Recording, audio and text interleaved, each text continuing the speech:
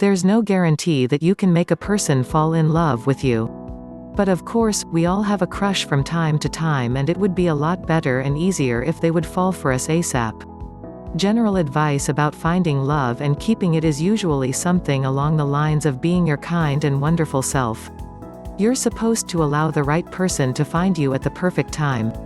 But if your desire burns stronger than that, there are some things you can do to increase your odds.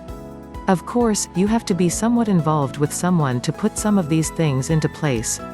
Here are 15 things that you can do to make someone fall in love with you. They're all according to psychology and science. You might already be naturally doing some of these things, but some of them might take a little more effort to remember to keep up. 1. Make a good first impression. Some research has said that 48% of men know whether they're into a woman at first sight, while others agree that some sort of persuasion can take place.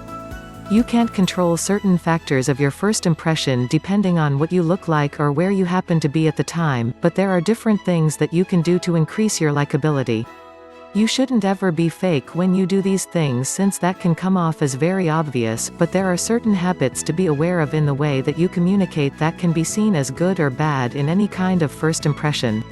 People tend to respond well to agreeable people, which doesn't mean that you actually have to agree with them, but that you are open, listen well, respond at appropriate times, and aren't overtly negative or a big complainer.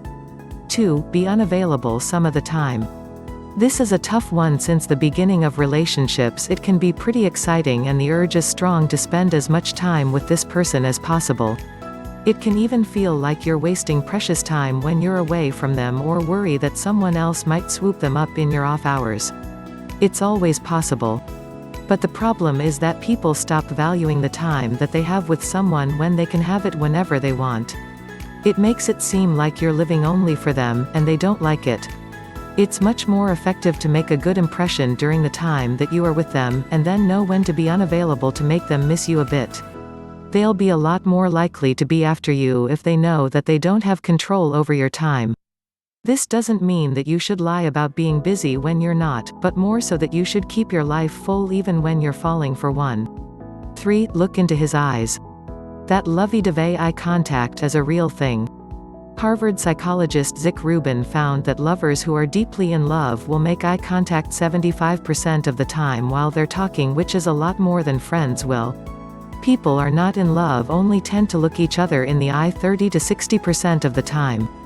People who are in love are also on a slower response time to break their eye contact with their love when someone else starts talking in a group. You don't need to go all creepy and force eye contact where it doesn't feel natural, since that is more likely to scare someone off and feel weird. But don't be afraid to keep the eye contact when you are naturally connected in that way. Sometimes we get in the habit of breaking it because we're shy, but don't do that if you want the guy to fall for you. Make eye contact and keep it as long as you can during the conversation. 4. Focus on him in public. Since people in love tend to spend more time looking into each other's eyes even when there are other people around, you can increase those super warm and loving feelings by making eye contact with your boyfriend even when other people are talking. Keeping eye contact a little longer will signal your vested interest even if he doesn't register it on a conscious level. Think about how easy it is to spot a surprising connection between people if you see them do this in a group situation. When people hold eye contact even just a moment longer than is customary for a casual acquaintance, it immediately signals that there is an attraction of sorts going on with those people. That's one of the things that's noticeable if you're with someone who runs into an ex. They might introduce them as a friend, but sometimes you can tell based on their eye contact that the relationship has been romantic. 5. Let them do nice things for you. When you do nice things for someone else, you are proud of yourself for doing that and also really enjoy the whole experience. If someone doesn't offer to do nice stuff for you, you can definitely ask them for a favor here and there, even if it's a super small thing like reaching something for you. This will trigger something in them and they will feel satisfied with helping you out.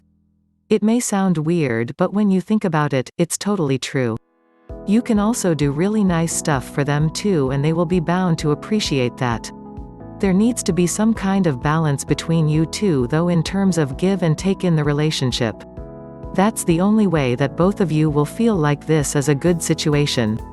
If you do tons of stuff for your guy and he does nothing for you, then that's not a good situation since you will feel like he's taking advantage of you.